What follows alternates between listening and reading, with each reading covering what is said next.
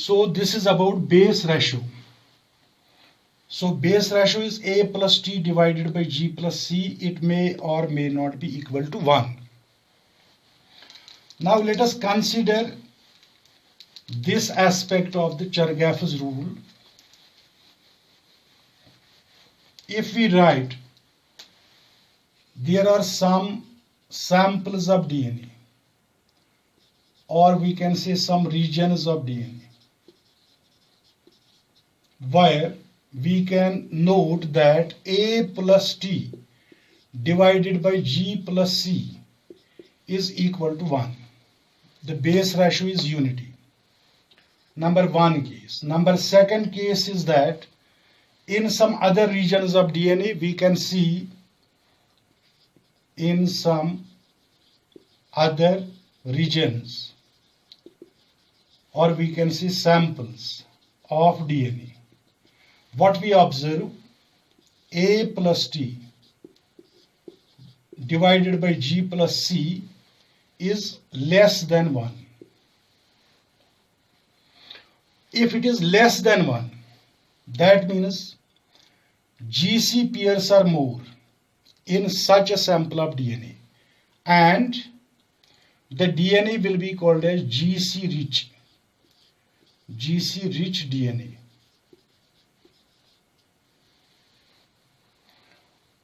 On the other hand, we have third case. In some other cases,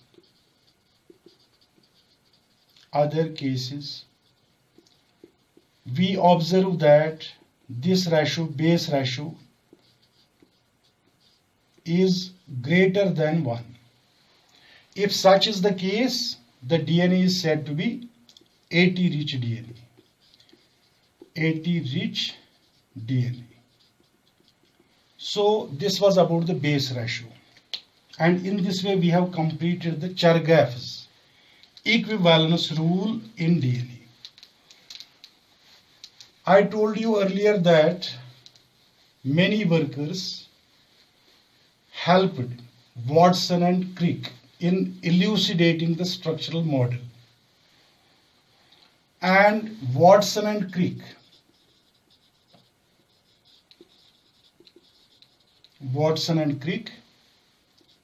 in 1953 utilized all the sources of information about the structural details of DNA, and they just hit upon constructing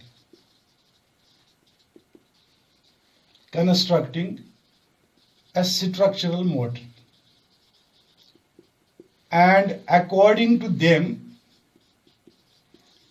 DNA is a double helical structure.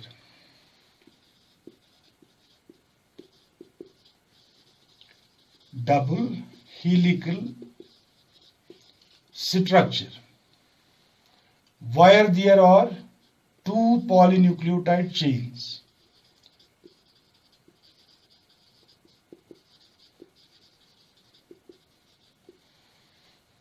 The two polynucleotide chains correspond to two strands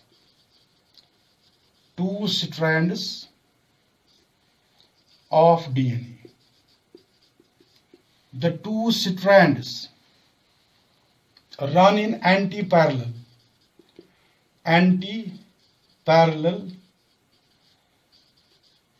directions. They have opposite chemical polarity, and the two strands are helically twisted.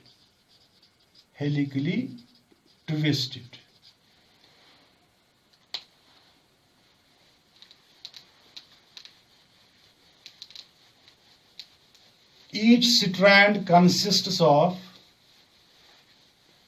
a sugar phosphate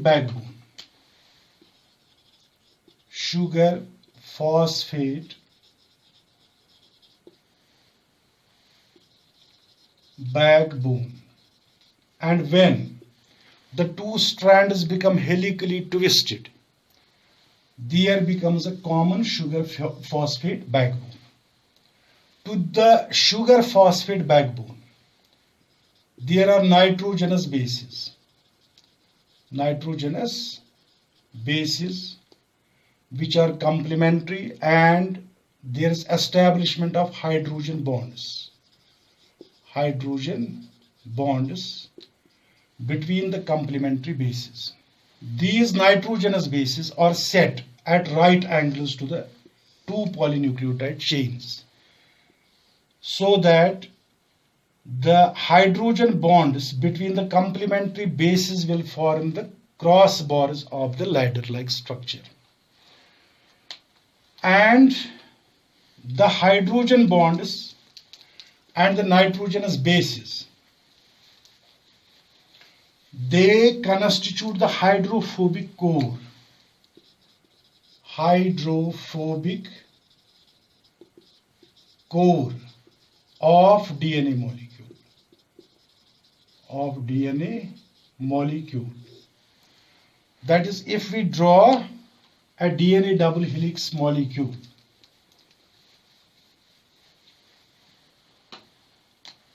the nitrogenous bases will be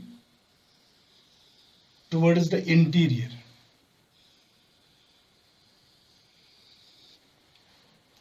Suppose this strand has a direction from 3-OH and 5-P. This is one strand or one polynucleotide chain. This one has 5-P, 3-OH.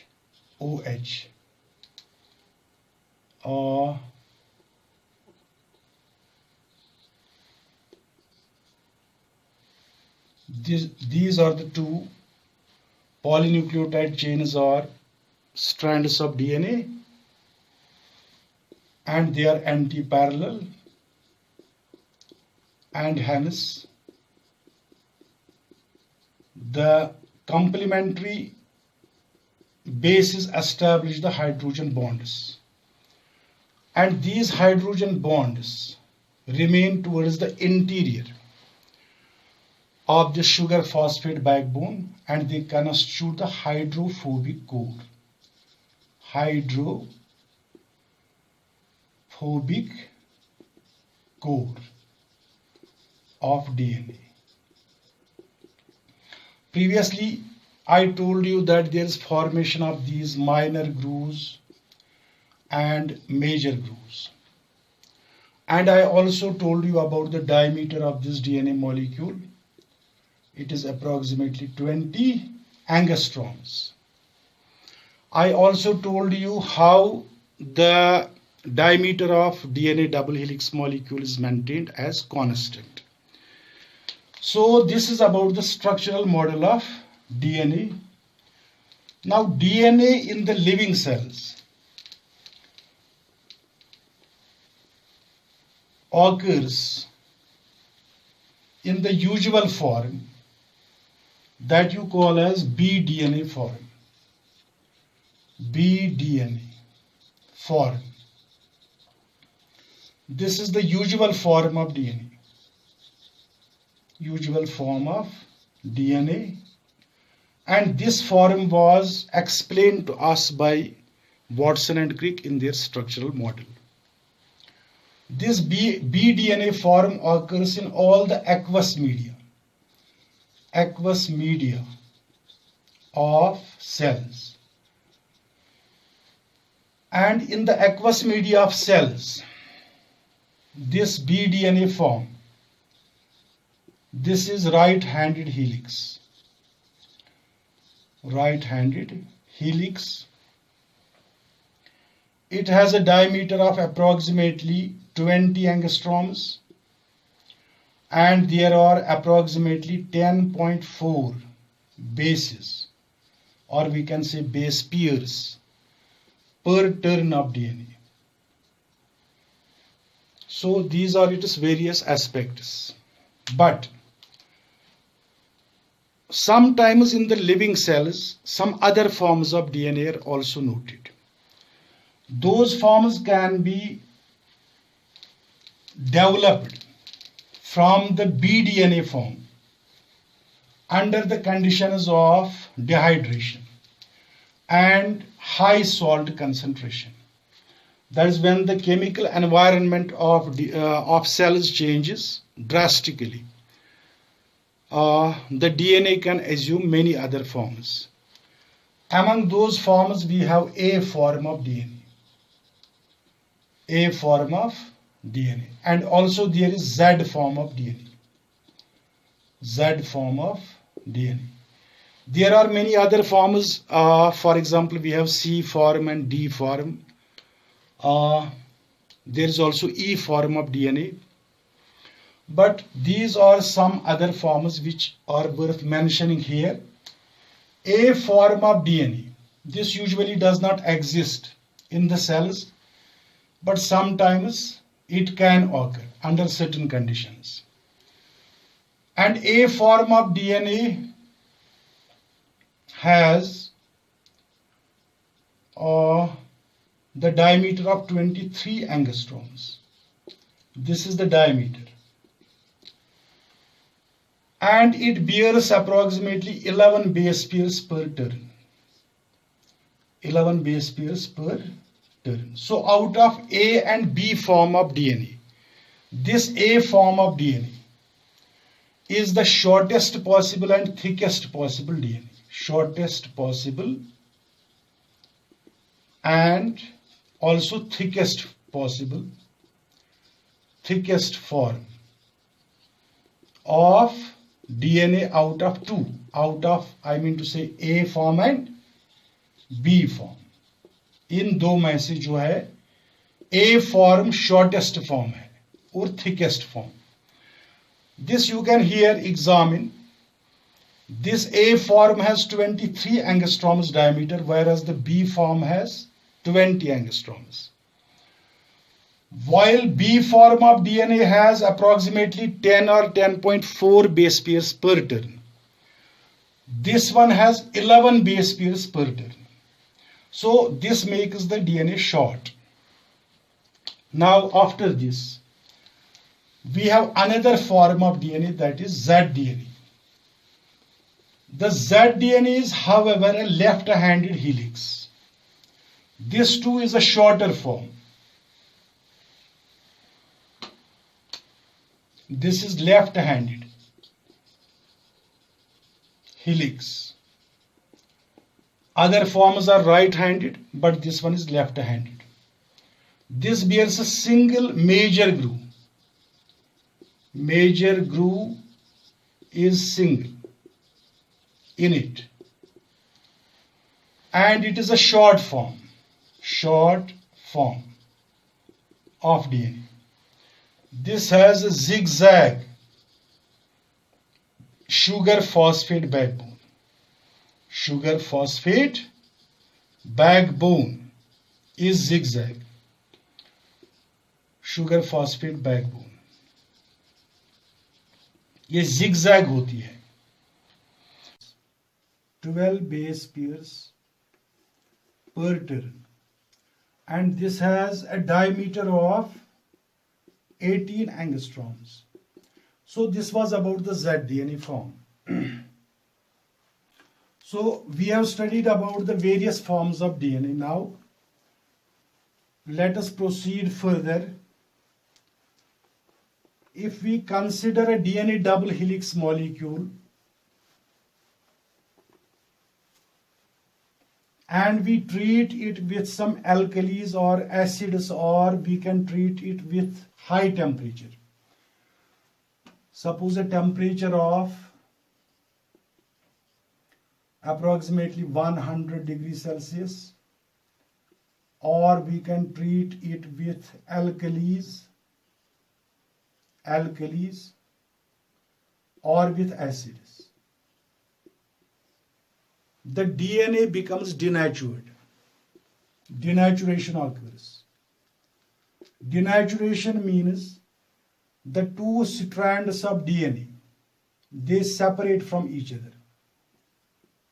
This strand separates from this strand. The separation occurs because of breaking of hydrogen bonds between them. And when the hydrogen bonds break, there is strand separation. And we call this phenomenon as denaturation. In the denatured DNA, there is increase in the rate of absorption of ultraviolet radiation.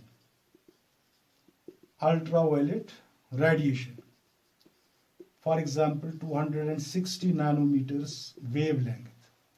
This wavelength is absorbed to a greater extent by DNA when it is denaturation occurs. And this phenomenon you call as hyperchromicity. Hyperchromicity of DNA. On the other hand, if we eliminate these factors, suppose we expose a DNA sample to high temperature, or we treated with it was treated with alkalis, or it was treated with acids. If we remove these causative agents of denaturation, the two strands will again associate with each other, and that is called as renaturation of DNA. It is said to be renaturation.